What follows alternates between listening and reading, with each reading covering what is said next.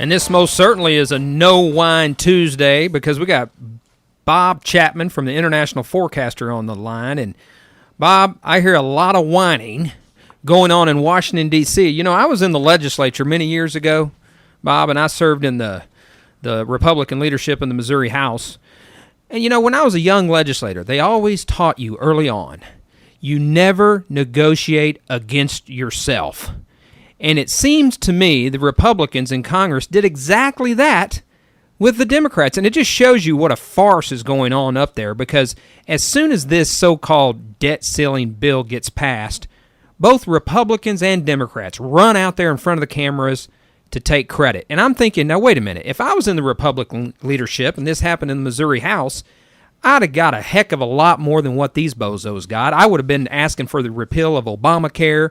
I would have required a balanced budget amendment. I would have required true bona fide cuts, larger cuts. What's your thoughts about this, Bob? I think you're right, and I think it proves beyond a shadow of a doubt that 95% of the people in the House and the Senate are controlled from behind the scenes by people who contribute to the campaign funds and the extent of their lobbying. And that's really what it amounts to. And it's stultifying, it's disappointing, it's disgraceful. All they are is a bunch of crooks. And that's why nothing got accomplished, nothing was done. There's no intention of doing anything on both sides by the majority that are being paid off. And look what we've got, an absolute mess. First of all, it never should have came to that. Bob, it should have been done as a separate item. Bob, you said for years, and I've heard you say that this is engineered, and for the new students in this class, it's very hard to understand that the government and people behind the scenes are engineering our own collapse. It makes no sense to most of us, but if you look at what's happening from a distance, it makes perfect sense. That's right. It's as clear as can be that this is step-by-step engineering to totally destroy the economic underpinnings of the United States of America. And the main impetus to what they did was the attack on Social Security and Medicare. That's what this whole thing was all about. And the cover was, it was supposed to be something else. And that was an extension of the debt limit for the short term for the United States government. That had nothing to do with anything. And they're going to try to cut $42 billion from Social Security and Medicare. Those dollars are coming in from people who are employed who want to use this money in the future for their retirement. Now, not only have they looted Social Security since June of 1935, there's never been any money there. Never. And those bonds that are held in trust are worthless. The only one that can redeem is the United States government, and they're broke. Bob, if you were a person, let's say in your mid to late 50s on up into your 60s, and you were thinking about Social Security, let's say you have, let's say 8 years to go to collect Social Security.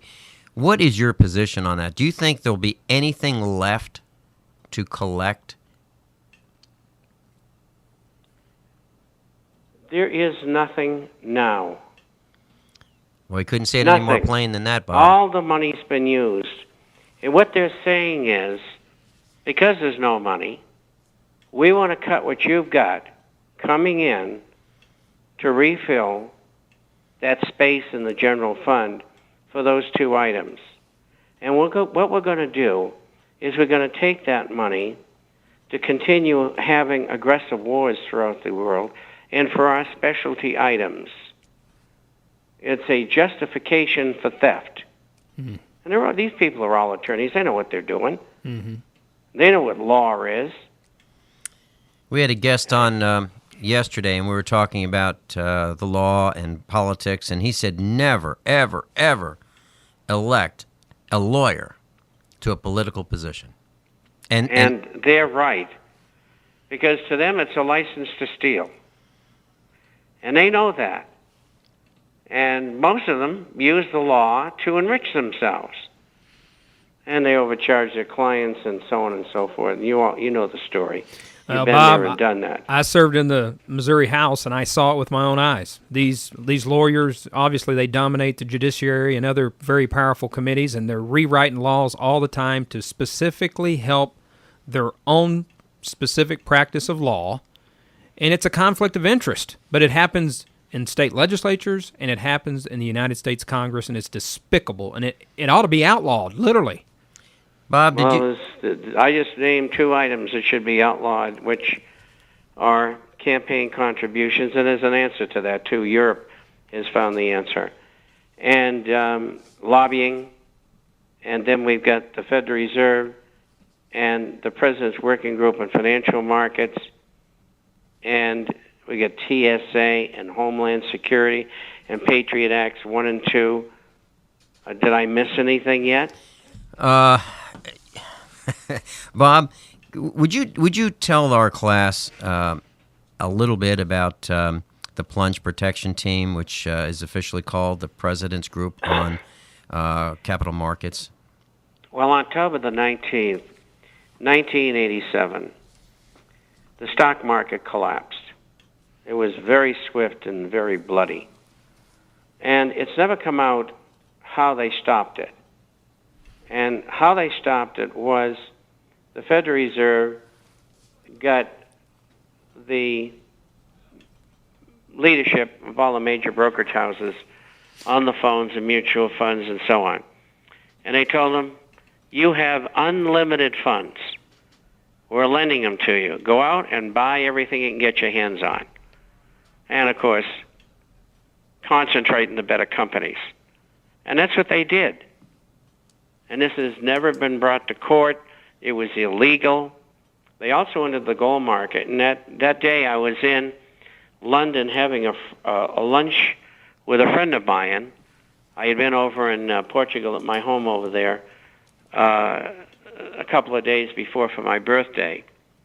And I flew into London. They had a hurricane that day, of all things, and London, I guess, is unheard of. Anyway, I had lunch, and the fellow told me, he said, the U.S. Federal Reserve, through the IMF, just sold gold through us to knock the price down $100, which was illegal. And I wrote to William McChesney Martin, who was the head of the Fed at the time, and I said, did you do that? And they come back and said, no, we didn't do that. And their statement came out the following March, and it was right in the statement. They did do that. They just don't care. So I go back over 50 years in this stuff, and I don't forget anything. So, Bob, you're saying that in 1987, was that the 508-point collapse? Yes. Okay, that's how I remembered it. Now, on top of that, well, you were probably too young to remember. Anyway. You're being very kind, Bob. Anyway, so Wall Street and the Fed got together, and they said, how can we stop this and enrich ourselves even more? And what happened was that they promulgated this idea, and at that time, in August between March and August of the following year, Ronald Reagan was out of it. He was in the beginnings of Alzheimerism, and he signed it as an executive order. And it's called the President's Working Group on Financial Markets.